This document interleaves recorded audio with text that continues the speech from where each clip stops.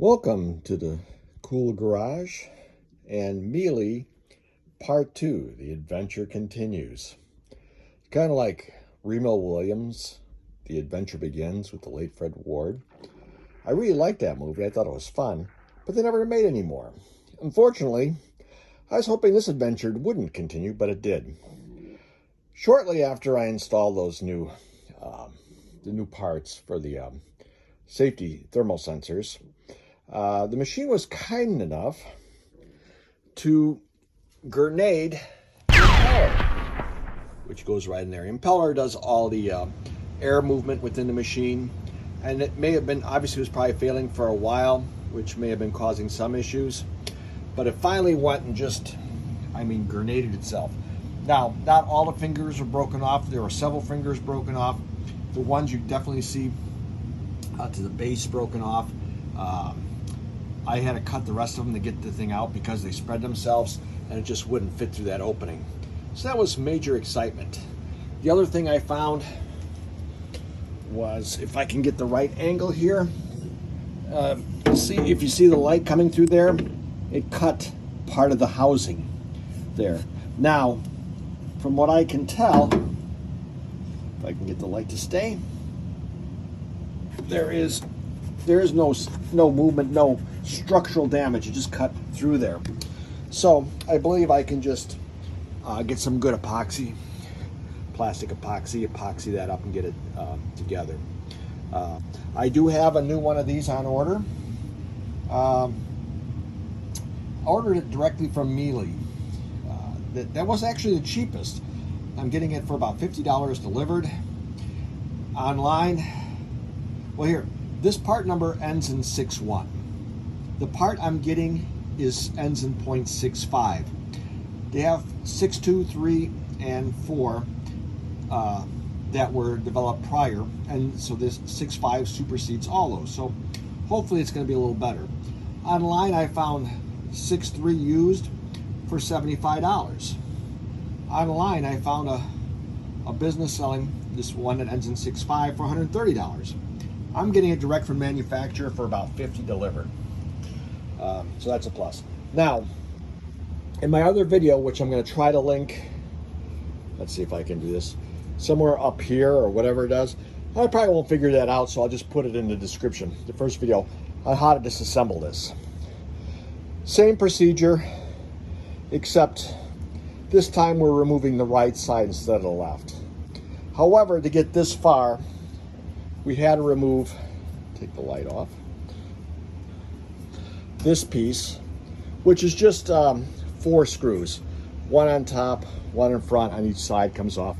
But we had to take off this whole front shell, which wasn't that difficult. It required T25 screws. You have, let me put this on here, maybe I can make it like this. One here and one here you had to take off. This point here and this point here. And then there were 4 screws on here, 2, 3, 4 the other side, and then there's, you notice these little holes, there's a little plastic piece that has like a little finger in there. You have to just kind of lift it up, pull it out. The big trick to pulling it out is, 1, you got to remove this piece first because this goes across the top, gives you more room. 2, have somebody just support this drum. Notice I have a little block of wood here holding it in place. You do not want the drum to be just hanging there. It's going to put a lot of load on the bearings on the back. You're going to end up damaging it. So get something to support it and protect yourself. The downside I ordered a part, and it's going to take, they said anywhere between, I'd say 4 to 12, 13 days to arrive. So I just ordered it yesterday, so we're going to have to wait for it to arrive. Then I'll do a video putting it together. Taking this piece out was easy. In the center was a 10mm nut. Just goes right in there. And I just got my little DeWalt, basically a little impact, 1/4-inch drive impact. Put it on there and it just popped that right off. That was easy peasy. The only other things I had to do is you have to get something with pretty long, long extension to go from here to this here on both of these to get those off comfortably. The rest was pretty easy. Looks like there's another mounting point here, but if you look at it,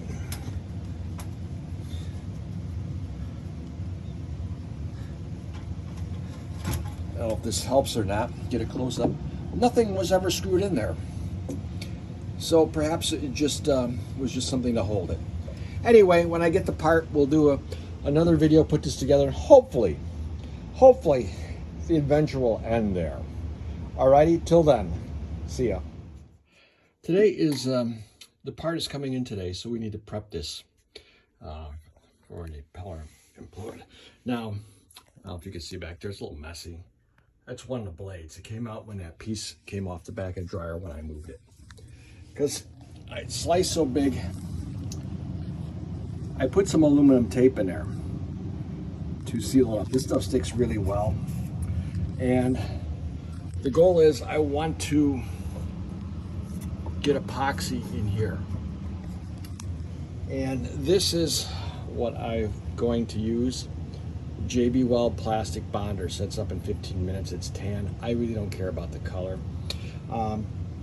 As I mentioned, the split is not structural. This piece is still holding it in place. It's very solid. And as I mentioned earlier, this part's about $230 for this piece of plastic. And of course, basically disassembling the rest of the dryer to get it in place. It's like, okay, no, not gonna happen. So I'm gonna seal that up the best I can. Now, I thought about it, I was gonna seal it from the outside, then I thought maybe I'll seal it from the inside. But I'd rather seal it from the outside and let kind of gravity work instead of trying to put stuff up there and watch it fall down. So I'm gonna mix up a little batch of epoxy and put it on and see what happens. Okay, my new fan impeller arrived. It feels heavier than the other one. It's black, maybe made out of a different material, but it is in one piece, and that's a big plus. Now, I did put some tape in there, and I did slap some epoxy up inside there to seal it. Even though this is structural, I may put a little more on top. I can't hardly see. It's hard to do it by yourself, and more on this, another batch on the side. This is structural epoxy, but you don't really need it for this because it's not. You just need to make a seal there. Hey, a little farting around with this to get inside. You have to get inside the drum. However, these wheels here are going to be the bane of your existence. Once you get that on, you can start putting it together. Ones we got to watch for. Let's see. I'll need. You can see this one right back here. It's offset, so we got to have little extensions. Get it in. And remember, these are the 25mm ones. They're a little larger.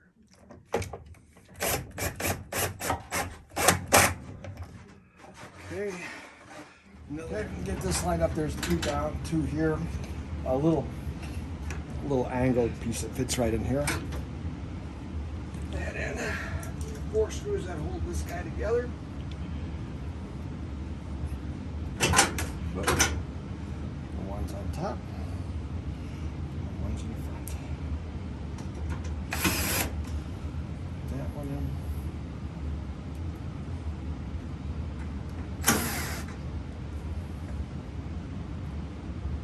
I'm just putting them in and starting them.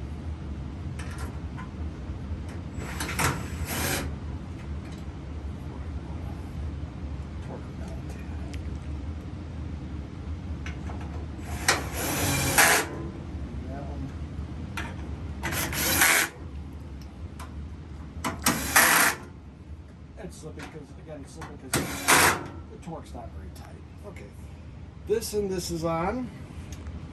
Now we got to do something with the wires here.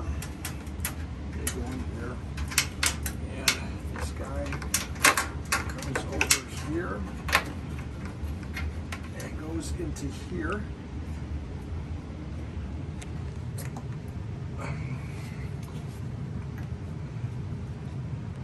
Tabby goes here. Tabby goes here.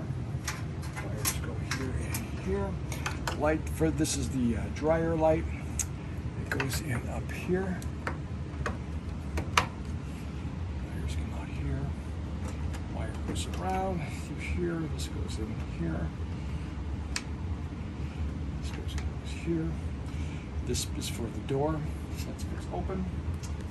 And somewhere I'm hiding a little piece that goes here.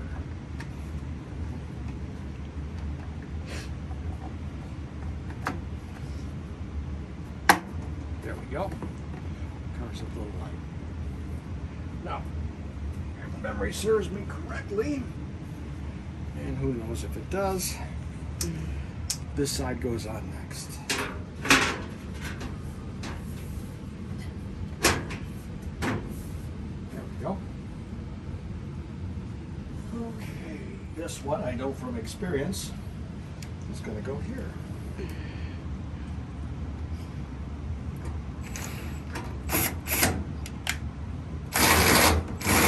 Bad. Pause for a second. There we go. Sorry. I'm going to go here. Do I need to push If that you in? can push that in, Tad.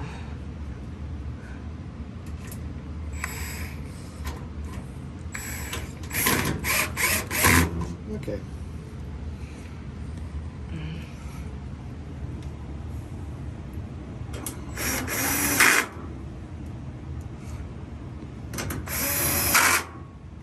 I've got some here.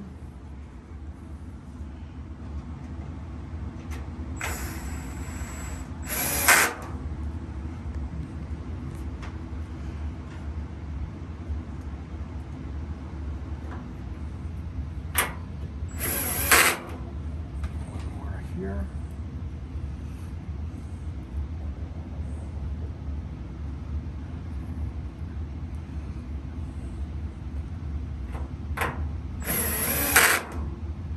And a few in the back, which I'm going to do this one. Get that one out. My bad, I got this one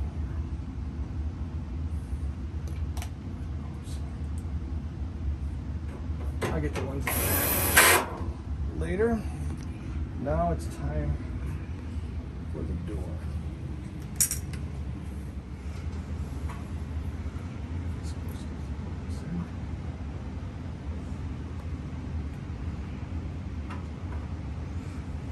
In, move stuff out of the way. Probably should remove the clothes. Sorry. I'm gonna lift this up a little bit.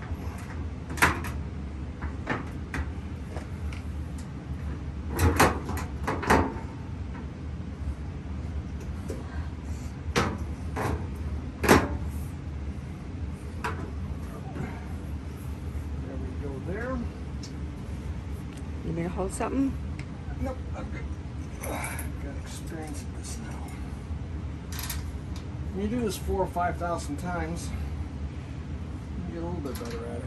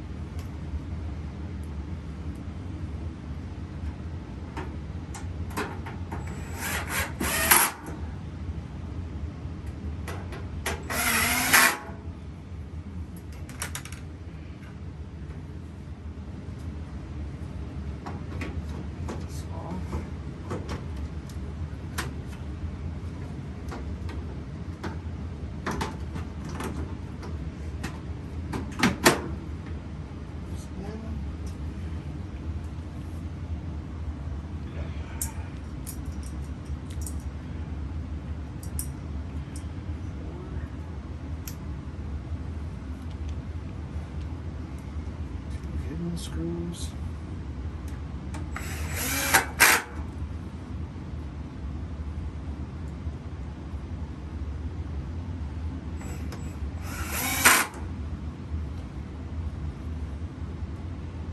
Again, if you just watch the other video I did of this prior, you'll see how all this came apart, all went together. I wasn't filming it at first. I wasn't sure if I was going to film this. And I decided, what the heck. Really a little extra you got to do to get that impeller installed.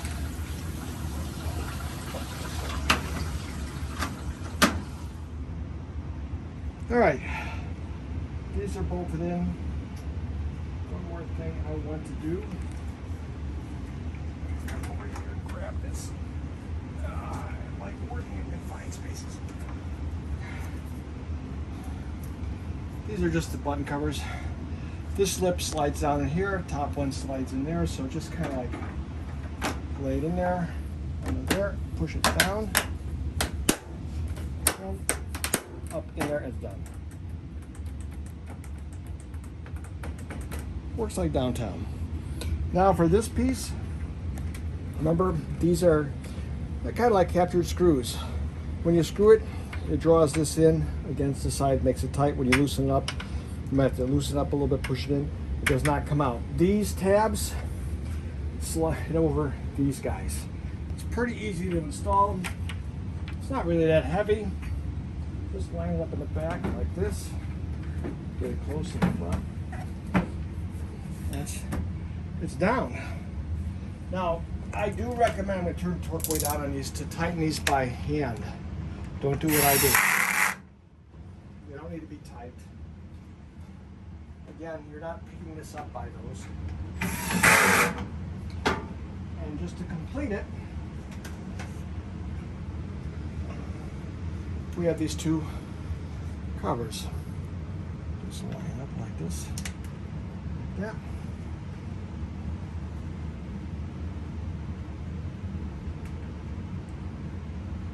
Now all that's left to do is really plug it in, slide it back, reconnect up the vent, and it should be ready to go. I'm not going to have you guys watch me struggle and strain getting this back there. So I get it back there, and hopefully I'll put it on, and you'll get to hear it. It won't get to go for a full cycle because there's nothing in it, but at least if it starts and runs quiet. All right, I wrestled it back into place single-handedly. The lights are on, I just powered it up. I'm just going to press the start button. Hopefully nothing vile happens. That doesn't sound bad. No big loud grinding noises.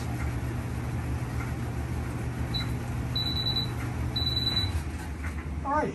Yeah, well, It's done. Let's not have it adventure number 3. Alright, you guys have a great day. Hope you got something out of it, or at least learn something what you shouldn't do, and stay safe. Till next time.